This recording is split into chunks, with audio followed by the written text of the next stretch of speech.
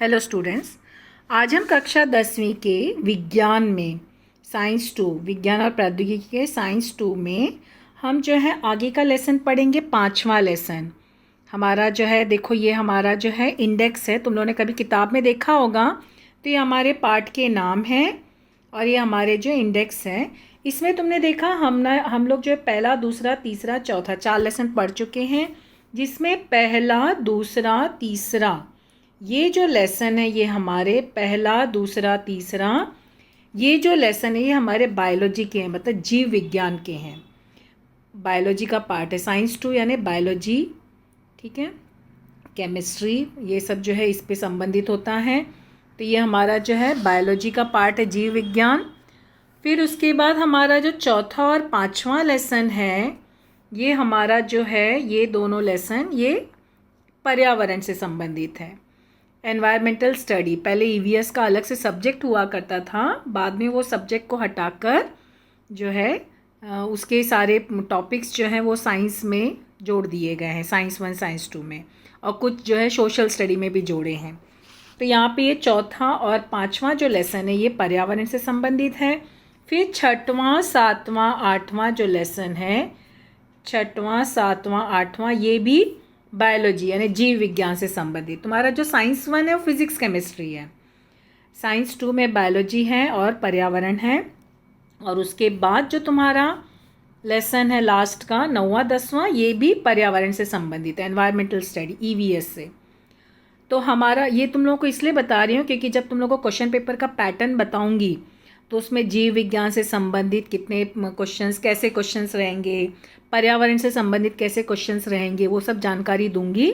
इसके लिए तुम्हें बता रही हूँ पहला, दूसरा, तीसरा लेसन ये जो है तुम्हारा बायोलॉजी से संबंधित, जीव विज्ञान से संबंधित है। और उसके अलावा 6वां, 7वां, 8वां ये भी तुम्हारा जीव विज्ञान से संबंधित पार्ट है, बायोलॉजी। जब तुम लोग 11th में जाओगे तो तुमको फिजिक्स, केमिस्ट्री, बायोलॉजी अलग अलग मिलेगा। फिलहाल 9th, 10th में तुम लोग को एक ही में रहेगा सब। और ये जो चौथा, 5वां लेसन और 9वां, 10वां लेसन ये पर्यावरण से संबंधित है, एनवायरमेंटल स्टडी जो है, ठीक है। तो अभी इस वीडियो में हम जो लेसन पढ़ रहे हैं वो है 5वां पार्ट, हरित ऊर्जा की दिशा में। तो हमारा ये लेसन है हरित ऊर्जा के दिशा में, ठीक है। इसमें हमने जो यहाँ पे स्टार्टिंग में है, यहाँ पर ये हमारा, इसमें हम पढ़ेंगे ऊर्जा का उपयोग, विद्युत ऊर्जा निर्मिति और विद्युत निर्मिति प्रक्रिया और पर्यावरण। लेकिन अभी हम लोग जो है ऊर्जा का उपयोग स्टार्ट कर रहे हैं पहले। अब यहाँ पे देखो, ये हमारा जो है तुम्हें जो है बताया गया था, कुछ पोर्शन कट, कोरोना महामारी की वजह से कुछ कट किया गया है। जैसे यहाँ पे दिया थोड़ा याद कीजिए, तो ये हमारा कट है और सूची बनाई ये भी कट है। वैसे तुम लोग 9th में पढ़ चुके हो ऊर्जा क्या है, ऊर्जा के विविध प्रकार क्या है, ऊर्जा के विविध रूप कौन से हैं, इसके बारे में तो ऐसे भी पढ़ चुके हैं। ऊर्जा वैसे क्या होता है, जो काम करने की क्षमता होती है वो एनर्जी है, मतलब ये हमारे शरीर का है। लेकिन ऐसे ही जो भौतिकी में देखा जाए तो ऊर्जा जो है वस्तुओं का एक गुण है जो अन्य वस्तुओं को स्थानांतरित किया जा सकता है या विभिन्न रूपों में जो है उसे रूपांतरित किया जा सकता है। तो ये ऊर्जा के बारे में हुआ। फिर उसके बाद अभी ऊर्जा और ऊर्जा का उपयोग। तो देखो यहाँ पर आधुनिक संस्कृति में अन्न, वस्त्र, निवास की तरह ऊर्जा भी मनुष्य की मूलभूत आवश्यकता बन गई है। हमें पता है वैसे हमारी जो मूलभूत आवश्यकता क्या है, वो भोजन, वस्त्र और घर, ये हमारी मूलभूत आवश्यकता है। लेकिन अब जो है ऊर्जा भी मूलभूत आवश्यकता बन गई है। हमें विविध कार्य के लिए ऊर्जा विविध रूपों में आवश्यकता होती है। बहुत सारे ऐसे काम हैं जिसमें हमें ऊर्जा की ज़रूरत पड़ती है और उसके अलग अलग रूपों में। जैसे कुछ स्थान में हमें यांत्रिक ऊर्जा की आवश्यकता होती है, कुछ स्थान में हमें रासायनिक ऊर्जा, तो कुछ स्थान में हमें ध्वनि ऊर्जा, तो कहीं पर हमें प्रकाशीय ऊर्जा, तो कहीं पर हमें ऊष्मीय ऊर्जा की आवश्यकता होती है। अब यहाँ पर ये क्या है तुम्हारा, जो ये ऊर्जा के विविध रूप हैं, हम लोग इसके बारे में पढ़े हैं ना। ऊर्जा के विविध रूप जो है उसमें हमारा क्या है कि जो है अलग अलग प्रकार के ऊर्जा के स्रोत हैं। तो इसमें यांत्रिक ऊर्जा है, फिर उसके बाद रासायनिक ऊर्जा है। तो ये सब क्या है, यांत्रिक ऊर्जा, रासायनिक ऊर्जा, जानते हो? इसके बारे में तुम लोग जो है 9th में पढ़े हो, है ना। अभी जैसे रासायनिक ऊर्जा, तो तुमने देखा होगा विद्युत सेल जो होता है, तो विद्युत सेल में हमने देखा है रसायन होता है, रसायन से जो है विद्युत ऊर्जा का निर्माण होता है। या जैसे मोमबत्ती जला, तो मोमबत्ती में भी तुमने देखा होगा रासायनिक ऊर्जा से हमें प्रकाश मिल रहा है, हमें जो है रोशनी मिल रही, साथ में ऊष्मा, गर्मी भी होती है ना, तो ऊष्मीय ऊर्जा भी हो रही है। फिर जैसे तुमने लाउड स्पीकर लगाया है, तो लाउड स्पीकर में क्या हो रहा है, विद्युतीय ऊर्जा से ध्वनि ऊर्जा, लेकिन यांत्रिक ऊर्जा है वहाँ पर। तो जो है ऐसे सब ये ऊर्जा के विविध रूप हैं। तो इनको हम विविध रूपों से ऊर्जा हम कैसे प्राप्त कर सकते हैं, इन सब से जो हम कैसे ऊर्जा प्राप्त कर सकते हैं उसके बारे में। जैसे तुम लोग जो है सारणी बनाते हो ना, बनाओगे अगर, जैसे बल्ब बनाए, मान लो हमने सारणी बनाया विद्युत बल्ब। विद्युत बल्ब जानते हो, जो हम जो यूज़ करते हैं, घर में बल्ब लगाते हैं, तो ये विद्युत बल्ब, इसमें क्या है, ये असल में देखा जाए तो विद्युत ऊर्जा से ऊष्मा एवं प्रकाशीय ऊर्जा मिलती है ना। बल्ब अगर जलाते हो तो उसमें देखो तुम्हें प्रकाश मिलता है, रोशनी हो जाती है, लेकिन साथ में बल्ब गर्म भी हो जाता है ना। फिर उसके अलावा जैसे जो है मोमबत्ती, अभी जैसे मैंने उदाहरण बताया विद्युत सेल, तो उसमें रासायनिक ऊर्जा से हमें विद्युत ऊर्जा मिली। या फिर जैसे माइक्रोफोन यूज़ कर रहे हो, तो उसमें ध्वनि से विद्युत ऊर्जा मिली, है ना। तो ये सब जो है यहाँ पर विविध रूपों में ऊर्जा हम प्राप्त कर सकते हैं। फिर उसके बाद यहाँ पे देखो, हमें पता है कि ऊर्जा एक रूप से दूसरे रूप में रूपांतरित की जा सकती है। तुम्हें पता ना, ऊर्जा को हम कभी भी जो है न तो हम उसको बदल सकते, मतलब उसको न तो हम जनरेट कर सकते हैं और न ही हम उसको डिस्ट्रॉय कर सकते हैं ऊर्जा को। तो ये जो ऊर्जा होती है ये हमारी क्या है, ये हम एक से दूसरे में उसको परिवर्तित कर सकते हैं ऊर्जा को, है ना। ऊर्जा जो होती है वो हम जो है उसको एक से दूसरे में परिवर्तित कर सकते हैं। तो यहाँ पर वही दिया है, मनुष्य को आवश्यक ऊर्जा के विविध रूपों के से प्राप्त करने वाले विविध ऊर्जा स्रोत का उपयोग किया जाता है। अभी जैसे तुम लोग को बताई, और तुम लोग पिछली कक्षा में पढ़े ऊर्जा स्रोत और उससे संबंधित विविध संकल्पनाओं का अध्ययन कर चुके हो। विद्युत ऊर्जा निर्मित के लिए किन विविध ऊर्जा स्रोतों का उपयोग किया जाता है, उसके लिए किस पद्धति का उपयोग किया जाता है, और प्रत्येक पद्धति में कौन सा वैज्ञानिक सिद्धांत का उपयोग किया जाता है, इस ऊर्जा के उपयोग के लाभ और हानि क्या हैं, ये सब हम जो है इस पाठ में पढ़ेंगे। हम इस पाठ में क्या किसके बारे में पढ़ रहे हैं, विद्युत ऊर्जा निर्मित, ठीक है। और उसके लिए कौन कौन से विविध स्रोत, विद्युत ऊर्जा जान रहे हो ना, बिजली के लिए, तो हम कौन से विविध स्रोत का उपयोग करते हैं, कौन से पद्धति से करेंगे, फिर उसको जो है कौन सा उसमें वैज्ञानिक सिद्धांत होगा, फिर उस ऊर्जा के स्रोत से हमें क्या लाभ है क्या हानि, ये सब जानकारी हम आगे प्राप्त करेंगे। फिर हरित ऊर्जा का क्या अर्थ है, इस विषय की भी हम जानकारी प्राप्त कर। अभी हरित ऊर्जा क्या है, क्योंकि तुम लोगों ने देखा होगा ज़्यादातर जो बिजली का निर्माण होता है, कोई भी जो ऊर्जा का स्रोत है, अभी तक हमने देखा होगा ऊर्जा का अधिकतर जो स्रोत है जीवाश्म ईंधन है, कोयला है, पेट्रोल, उसी पे निर्भर होते हैं। विद्युत से संबंधित मतलब बहुत सी ज़रूरतें हमारी जो पूरी होती हैं, किससे होती हैं, तो इन्हीं के माध्यम से ना, जीवाश्म ईंधन है, कोयला है, पेट्रोल है, डीजल है, तो इनसे हम प्राप्त। लेकिन ये क्या है, तो ये सब क्या है, एक तो ये जो है कभी भी समाप्त होने वाले ऊर्जा के स्रोत हैं, यह कभी भी समाप्त हो सकते हैं, इसके भंडार जो है वो समाप्त हो सकते हैं। इसके अलावा इनके दहन से जो तुम जानते हो ना कि धुआं निकलता है, जिससे हानि हो सकती है। तो वैज्ञानिक ने क्या किया है कि विद्युत उत्पन्न करने के लिए जो है कुछ अलग नवीनीकरण ऊर्जा के उदाहरण लिए हैं, जैसे सौर ऊर्जा है, पवन चक्की है, पवन ऊर्जा का उपयोग करके, सौर जो ऊर्जा का उपयोग करके, तो हम जो है ये इन ऊर्जा का उपयोग करके जो है हम विद्युत का अगर निर्माण करते हैं तो उससे क्या होता है, या जल ऊर्जा का भी हम जो है उपयोग करके, तो इससे क्या होगा कि पर्यावरण को हानि भी नहीं पहुंचेगी, तो और जो है इसमें मतलब प्रदूषण भी नहीं होगा। तो वो सब जो है यहाँ पर उसी के बारे में आगे सब हम पढ़ेंगे। तो ये हरित ऊर्जा का अर्थ है, ठीक है, हरित ऊर्जा। तो अब जो है हम जो है हरित ऊर्जा असल में क्या है, ये उज्जवल भविष्य का एक मात्र विकल्प है, क्योंकि कोयला, पेट्रोल, डीजल इसका उपयोग के बजाय हम हरित ऊर्जा का उपयोग करेंगे। तो यही सब के बारे में हम इस वीडियो में मतलब इस पाठ में आगे पढ़ेंगे। तो अभी हमारा देखो पहला है, अपने दैनिक जीवन में विद्युत ऊर्जा कहाँ कहाँ उपयोग में लाई जाती है, और दूसरा क्वेश्चन है विद्युत ऊर्जा की निर्मिति कैसे होती है। ये दोनों क्वेश्चन अपने नोटबुक में क्वेश्चन लिखकर आंसर लिखना है। आंसर अभी देखो बता रही हूँ तुम लोगों को क्या है।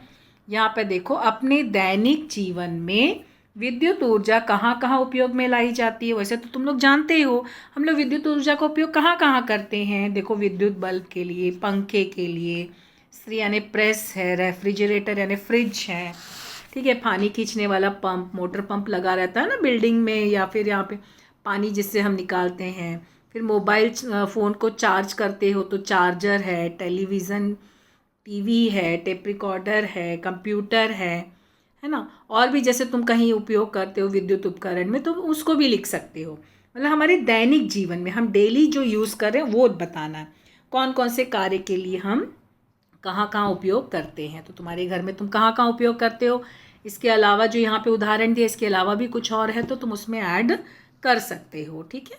तो विद्युत ऊर्जा का उपयोग इसके लिए हम करते हैं। फिर दूसरा प्रश्न था, विद्युत ऊर्जा की निर्मिति कैसे होती है। यहाँ पे क्वेश्चन है, विद्युत ऊर्जा की निर्मिति कैसे होती है। विद्युत ऊर्जा का उत्पादन जो है असल में एक्चुअली विद्युत जनित्र से किया जाता है। विद्युत जनित्र यानी जनरेटर होता है। विद्युत चुंबकीय प्रेरण, इलेक्ट्रोमैग्नेटिक इंडक्शन, ये सिद्धांत का उपयोग करके जो चालक तार के चारों ओर चुंबकीय क्षेत्र को परिवर्तित किया जाता है। मतलब क्या करते हैं, विद्युत जनित्र का उपयोग करते हैं और क्या करेंगे वहाँ पे, इलेक्ट्रोमैग्नेटिक इंडक्शन यानी विद्युत चुंबकीय प्रेरण, ये सिद्धांत का उपयोग करते हैं। चालक जो तार होता है ना, तार के चारों ओर क्या करते हैं, चुंबकीय क्षेत्र में को परिवर्तित किया जाता है। इसके कारण विद्युत चालक तार में विभवांतर उत्पन्न होता है और इस प्रक्रिया के द्वारा विद्युत ऊर्जा का निर्माण होता है। अब इसके बारे में आगे पढ़ेंगे, ये क्या है, विद्युत चुंबकीय प्रेरण क्या है, किस तरह से ये प्रक्रिया होती है, अभी आगे हम देखेंगे इसके बारे में। लेकिन ये जो क्वेश्चन है इसका आंसर ये है, ठीक है। ये दोनों क्वेश्चन लिखना है, आंसर लिखना है अपने कॉपी में सभी को। अभी देखो, विद्युत ऊर्जा की निर्मिति, ये किस प्रकार विद्युत ऊर्जा की निर्मिति होती है। देखो, अनेक विद्युत केंद्र में विद्युत ऊर्जा तैयार करें माइकल फैराडे वैज्ञानिक द्वारा खोजे गए विद्युत चुंबकीय प्रेरण, इलेक्ट्रोमैग्नेटिक इंडक्शन, अभी उसमें बताया ना, इस सिद्धांत का उपयोग किया जाता है, ठीक है। तो यहाँ पे कौन सा जो है विद्युत निर्मिति केंद्र में विद्युत ऊर्जा तैयार करने के लिए कौन से सिद्धांत का उपयोग किया जाता है, विद्युत चुंबकीय प्रेरण। सिद्धांत का नाम पूछा गया तो विद्युत चुंबकीय प्रेरण, और वैज्ञानिक जो है नाम पूछा गया तो माइकल फैराडे, ठीक है। ये कहाँ पर इसका उपयोग हो रहा है, कौन से इसमें, विद्युत जो है निर्मिति केंद्र, जो विद्युत निर्मिति केंद्र होते हैं विद्युत ऊर्जा तैयार करने के लिए विद्युत चुंबकीय प्रेरण, इलेक्ट्रोमैग्नेटिक इंडक्शन सिद्धांत का उपयोग किया जाता है, ठीक है। इस सिद्धांत के अनुसार विद्युत वाहक तार के आसपास को चुंबकीय क्षेत्र बदलने पर विद्युत वाहक तार में विभवांतर का निर्माण होता है। अभी उस आंसर में बताई ना तुम लोगों को। तो विद्युत वाहक तार के आसपास क्या होता है, चुंबकीय क्षेत्र दो प्रकार से बदला जा सकता है। कि एक तो है स्थिर हो और चुंबक घूमता रहे, ठीक है। तो विद्युत वाहक तार के आसपास को चुंबकीय क्षेत्र में बदला जाता है, या चुंबक को स्थिर करके विद्युत वाहक तार घूमता रहे तो उसके कारण क्या होगा, आसपास चुंबकीय क्षेत्र में बदल क्या, अर्थात दोनों ही तरीके से विद्युत वाहक तार में विभवांतर का निर्माण हो सकता है, ठीक है। यानी दो तरीके से, यहाँ पे दो तरीके से मतलब विद्युत वाहक तार में विभवांतर का निर्माण हो सकता है। एक जो है पहला तरीका क्या है कि विद्युत वाहक तार को स्थिर करते हैं और चुंबक घूमता रहे, तो विद्युत वाहक तार के आसपास क्या होगा, चुंबकीय क्षेत्र बदल जाता है, ठीक है, या चुंबक, और या फिर ये पहला पॉइंट, और दूसरा क्या करते हैं, चुंबक को या तो स्थिर करते हैं और विद्युत वाहक तार घूमती है और उसके बाद चुंबकीय क्षेत्र में बदल जाता है। ऐसे ये दो तरीके से विद्युत वाहक तार में विभवांतर का निर्माण हो सकता है। इस सिद्धांत पर आधारित विद्युत निर्मिति करने वाले क्षेत्र को विद्युत जनित्र कहते हैं। मतलब यहाँ पे क्या कर रहा है, ये दोनों में भी या तो विद्युत वाहक तार घूम रहा है, चुंबक विद्युत वाहक तार स्थिर है, चुंबक घूम रहा है, या फिर चुंबक स्थिर है, विद्युत वाहक तार घूम रहा है, लेकिन ये घूमता किससे है, ये जो है विद्युत जनित्र से। मतलब इस सिद्धांत पर आधारित विद्युत निर्मित करने वाले यंत्र को क्या कहते हैं, विद्युत जनित्र, इलेक्ट्रिक जनरेटर कहते हैं। ठीक है, अब यहाँ पे इसमें देखो कई प्रकार के प्रश्न इस पैराग्राफ में बन सकते हैं। ये कौन से सिद्धांत का उपयोग होता है, कौन से वैज्ञानिक ने खोजा है, फिर यहाँ पे चुंबकीय क्षेत्र को बदलने के 2 प्रकार कौन से हैं, और विद्युत जनित्र किसे कहते हैं। ये इस प्रकार के क्वेश्चंस बनेंगे। अभी तुम लोग को अतिरिक्त प्रश्न दूंगी तो आंसर लिखना। उसके बाद तुम लोगों को विद्युत निर्मिती केंद्र में इस प्रकार बड़े जनित्र का उपयोग किया जाता है। ठीक है, और फिर यहाँ पर चुंबक को घुमाने के लिए टरबाइन का उपयोग करते हैं, और टरबाइन की पातें, मतलब टरबाइन जो होते हैं ना, उसमें ब्लेड्स होते हैं, पातें होती हैं, तो उसके कारण क्या होता है कि द्रव प्रवाहित करने पर गतिज ऊर्जा के कारण टरबाइन के पाते घूमने लगते हैं, और टरबाइन जो होता है उसमें मतलब टरबाइन विद्युत जनित्र से जुड़े होते हैं, अतः जनित्र का चुंबक घूमने लगता है और विद्युत निर्मिती होती है। ठीक है, अभी हम लोग देखें ना, विद्युत निर्मिती केंद्र में जो है बड़े बड़े जनरेटर्स का उपयोग करते हैं। जो विद्युत निर्मिती केंद्र है उसी के बारे में हम पढ़ रहे हैं ना, उसमें कौन सा विद्युत ऊर्जा निर्मिती का। तो जो जनित्र के चुंबक को जो है घुमाने के लिए, जो जनित्र में चुंबक होता है ना, उसको घुमाने के लिए टरबाइन का उपयोग करते हैं। अभी देखो हम 2 प्रकार पढ़े थे ना, तो चुंबक घुमाना है, तो चुंबक घुमाने के लिए किसका उपयोग करें, टरबाइन का। तो टरबाइन जो होती है उसमें ब्लेड्स होते हैं, तो ब्लेड पर जो है क्या होता है, यहाँ पर जो ब्लेड्स होते हैं उस पर द्रव या वायु प्रवाहित करते हैं, द्रव हवा से या फिर पानी का प्रवाह करते हैं। तो इससे क्या होता है, गतिज ऊर्जा के कारण टरबाइन की पातें ब्लेड्स घूमने लगती हैं, और ये जो ब्लेड्स होती हैं ये क्या होता है, ये जो है टरबाइन विद्युत जनित्र से जुड़े होते हैं, तो जनित्र का चुंबक घूमने लगता है और विद्युत की निर्मिती होने लगती है। अब यहाँ पे देखो ये आकृति दी गई है ना, यहाँ पे इसमें देख रहे हो, तो यहाँ पर देखो ये जो है ये चुंबकीय क्षेत्र का निर्माण हो रहा है ना, ये विद्युत, ये तारें हैं, तो यहाँ पर विभवांतर का निर्माण करते हैं। तो यहाँ पर ये इस तरह से ये आकृति विद्युत चुंबकीय प्रेरण है, और ये जो दिया है ये यहाँ पे टरबाइन है, टरबाइन ये पाते हैं, पाते यानी ब्लेड्स, देखो ये टरबाइन के ब्लेड्स हैं, और फिर उच्च वेग से बाहर आने वाली वाष्प, जिससे ये जो है अक्ष है, ये पट्टियाँ हैं, ये टरबाइन घूमने लगती हैं। ये जो है ये भाप पर चलने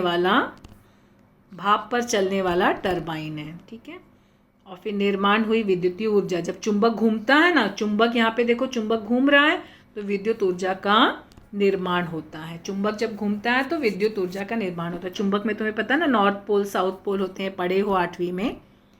तो विद्युत ऊर्जा, अब यहाँ पे देखो ये कैसे होता है, ये जो भाप पर चलने वाला जो टरबाइन है, यहाँ पे देखो विद्युत ऊर्जा निर्मिती की यह पद्धति आगे दी गई प्रवाह आकृति द्वारा दर्शाई जा सकती है। अभी हमने देखा ना कि जो जनरेटर्स हैं, ये यहाँ पे पद्धति जो है ना, यहाँ पे टरबाइन की पातें घूमती हैं और विद्युत का निर्माण होता है। तो ये कैसे होता है, देखो यहाँ पर प्रवाह आकृति आगे दी गई है। कैसे होता है कि जो विद्युत चुंबकीय प्रेरण, इस सिद्धांत पर विद्युत ऊर्जा निर्मित करने के लिए जनित्र की आवश्यकता होती है। हम लोग जो है फर्स्ट पैराग्राफ में भी पढ़े ना, कौन से सिद्धांत होता है, विद्युत चुंबकीय प्रेरण, इलेक्ट्रोमैग्नेटिक इंडक्शन।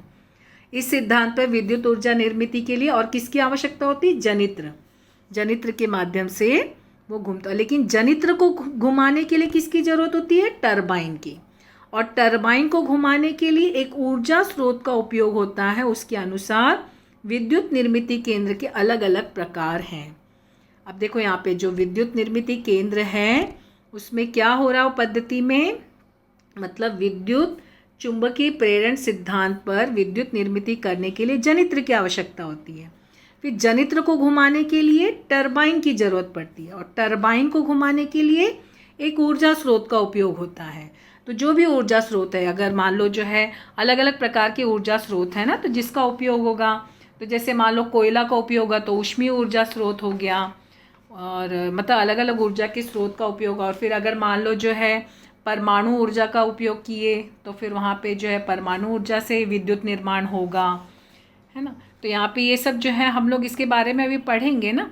तो इस प्रकार से जो भी ऊर्जा का उपयोग हो रहा है उसके अनुसार विद्युत निर्मिती केंद्र के अलग अलग प्रकार बनेंगे। कोयला का हुआ तो ऊष्मीय ऊर्जा हुआ, परमाणु का हो तो परमाणु ऊर्जा। तो प्रत्येक प्रकार में उपयोग में लाए जाने वाले टरबाइन की रूपरेखा भी अलग अलग होती है। मतलब हर जगह जो टरबाइन जहाँ पे उपयोग उसका रूपरेखा हर जगह अलग अलग होता है। तो अभी विद्युत निर्मिती में जो प्रवाह आकृति वो क्या है, प्रवाह आकृति जाने ये फ्लो चार्ट, मतलब टरबाइन घुमाने के लिए एक सुयोग्य ऊर्जा का स्रोत। अब ये विद्युत निर्मिती कैसे होती है उसके बारे में, ठीक है। फिर उसके बाद जब हम जैसे मान लो ऊष्मीय ऊर्जा हुआ तो इधर कोयला आ जाएगा, अगर परमाणु हुआ तो इधर परमाणु विखंडन आ जाएगा, ठीक है। लेकिन अभी हम लोग फिलहाल जो है क्या पढ़ रहे हैं, टरबाइन घुमाने के लिए एक सुयोग्य ऊर्जा का स्रोत। फिर वहाँ से टरबाइन घुमा, टरबाइन फिर जनित्र और फिर उसके बाद विद्युत का निर्माण होता है, ठीक है। टरबाइन घुमाने के लिए उचित ऊर्जा का स्रोत, टरबाइन, जनित्र, विद्युत ऊर्जा। तो इस प्रकार से विद्युत ऊर्जा की निर्मिती का ये प्रवाह आकृति है। ये तुम लोगों को जो है प्रवाह आकृति बनाना है। ये काहे की प्रवाह आकृति है, विद्युत ऊर्जा की निर्मिती के लिए। विद्युत ऊर्जा निर्मिती के लिए जो प्रवाह आकृति है ये वो दिया है। पहला टरबाइन घुमाने के लिए एक उचित ऊर्जा का स्रोत, फिर इससे क्या हुआ टरबाइन, और फिर इससे ये टरबाइन जो है टरबाइन घुमा तो जनित्र घुमा, जनित्र घुमा तो फिर विद्युत ऊर्जा का निर्माण हुआ, ठीक है।